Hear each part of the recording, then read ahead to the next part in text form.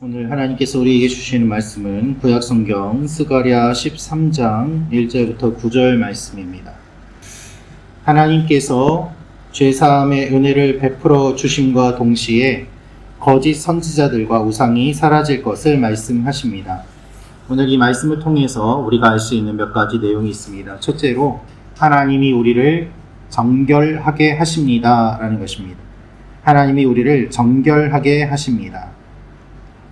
1절 말씀을 우리 다시 한번 같이 읽도록 하겠습니다. 시작. 그날의 죄와 더러움을 씻는 셈이 다윗의 족속과 예루살렘 주민을 위하여 열리리라. 아멘. 스가랴 12장 마지막 부분에 하나님께서 각각 따로 다 회개할 것임을 말씀하셨습니다.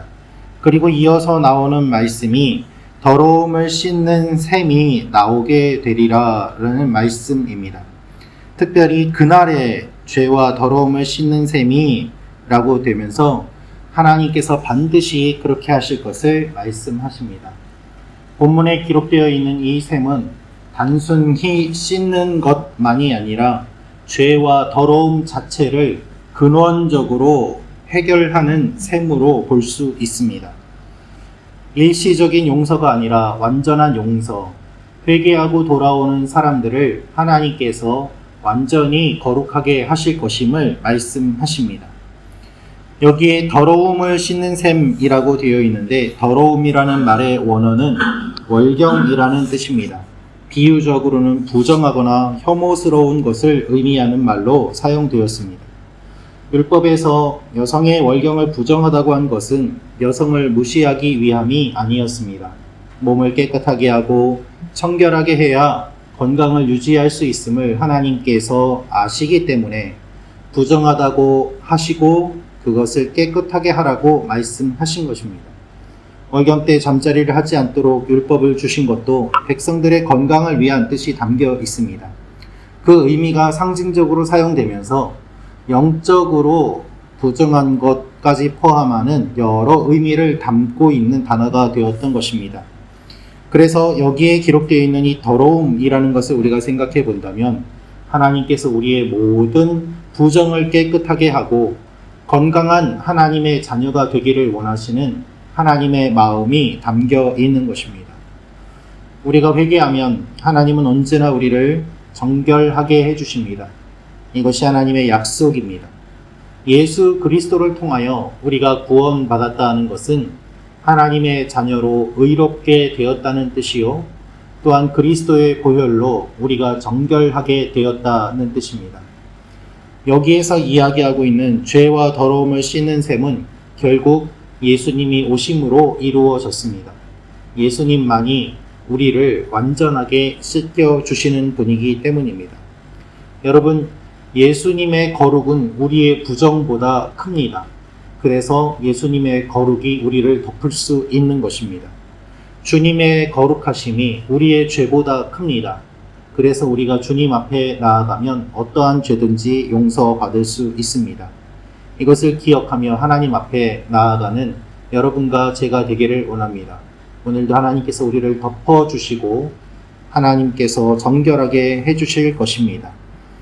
두 번째로 알 수 있는 것은 하나님이 우상을 끊으십니다 라는 것입니다. 하나님이 우상을 끊으십니다. 2절 3절 말씀 읽어드리겠습니다. 만군의 여호와가 말하노라. 그날에 내가 우상의 이름을 이 땅에서 끊어서 기억도 되지 못하게 할 것이며 거짓 선지자와 더러운 귀신을 이 땅에서 떠나게 할 것이라. 사람이 아직도 예언할 것 같으면 그 낳은 부모가 그에게 이르기를 내가 여호와의 이름을 빙자하여 거짓말을 하니 살지 못하리라 하고 낳은 부모가 그가 예언할 때에 칼로 그를 찌르리라. 하나님께서 거룩하시는 방법 중에 하나가 바로 우상을 없애는 것입니다. 이스라엘 백성들은 우상을 섬기고 그들의 이름을 불렀습니다. 그것을 하나님이 아셨기 때문에 우상의 이름을 기억도 못하게 할 것이다 라고 말씀하시는 것입니다. 지금 현재 눈에 보이는 우상의 모습뿐만 아니라 그 우상에 대한 모든 기억들도 사라지도록 하나님께서 하실 것임을 말씀하십니다. 하나님의 회복은 우상을 제거하는 것을 넘어서 기억을 정화하는 부분에 이르게 됩니다. 여러분, 트라우마를 겪는 사람들은 트라우마를 겪을 때의 그 일에서 벗어나지 못합니다. 그 시간이 그대로 뇌 속에서는 멈춰 있기 때문에 그때 겪었던 심한 일이 계속 반복되기에 굉장히 힘들어하는 것이죠. 끔찍한 사건이 계속 떠오릅니다. 그런데 하나님께서는 우상의 기억을 지워버린다고 하십니다. 우상을 섬겼을 때의 그 모든 기억들까지도 하나님이 다 지워버리심으로 말미암아 트라우마를 치유하시고 마음을 회복시켜 주시고 영혼과 정신의 아픔을 다 낫게 해주십니다. 그것이 우상에 대한 기억도 못하게 될 것이라는 말씀입니다. 특별히 아직도 우상을 섬기며 예언을 하고 있는 사람이 있다면 그 부모가 자녀를 칼로 찌를 것이다 라고 하면서까지도 이 모든 우상 숭배가 다 사라지게 될 것임을 말씀하십니다. 너무나도 무서운 말씀이지만 그만큼 우상의 기억을 끊어내는 일이 중요함을 뜻합니다. 거짓 선지자들은 자기들의 예언 때문에 부끄러움을 당할 것이고 하나님은 우상을 끊고 완전히 하나님의 자녀가 될 것임을 말씀하십니다. 우리 가운데 있는 모든 부정적인 생각들과 아픈 기억들과 벗어나지 못하는 경험들이 있다면 하나님께서는 그것까지도 다 끊으시고 우리의 내면을 완전히 회복시켜 주십니다. 오늘도 그렇게 하실 하나님을 기대하며 나아가는 여러분과 제가 되기를 소망합니다. 마지막으로 알 수 있는 것은 하나님께서 남은 자를 연단하십니다 라는 것입니다. 하나님께서 남은 자를 연단하십니다. 9절 말씀 같이 읽겠습니다. 시작. 내가 그 3분의 1을 불 가운데 던져 은같이 연단하며 금같이 시험할 것이라. 그들이 내 이름을 부르리니 내가 들을 것이며 나는 말하기를 이는 내 백성이라 할 것이요 내 하나님이시라 하리라. 아멘.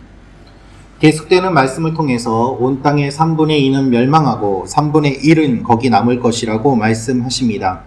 하나님이 칼에게 명해서 심판하시고 그렇게 해서 남은 사람들이 있다는 말씀입니다.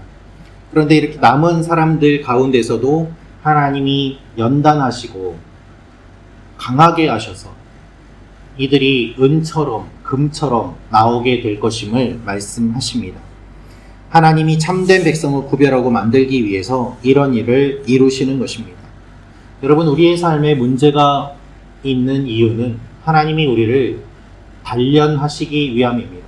정금같이 나오도록 우리가 하나님께 집중하고 변화되기를 원하는 마음으로 하나님께서 우리 삶에 필요한 일들을 일어나게 하시고 또한 우리가 간구하도록 우리를 부족하게 하십니다. 동시에 하나님께서 채워주심을 우리에게 알려주십니다. 우리 삶에 문제가 없으면 오히려 우리가 타락하고 하나님에게서 멀어집니다. 우리 삶에 일어나는 여러 일들을 통해서 우리는 단련되는 과정이요 하나님이 내 백성이라 불러주시는 과정 중에 있는 것입니다. 그래서 오늘도 우리가 여러 기도 제목을 가지고 기도하지만 이 기도를 통해서 우리가 정금같이 나오게 되고 하나님이 우리를 하나님의 백성이라고 불러주시는 그 일이 일어남을 바라보며 나아갈 수 있는 것입니다. 오늘도 우리 삶에 일어나는 여러 가지 문제와 일들이 있지만 이것을 통하여 하나님이 우리를 단련하시고 정금같이 이끌어 주심을 믿으며 하나님 앞에 기도하며 나아가는 여러분과 제가 되기를 소망합니다. 기도하겠습니다.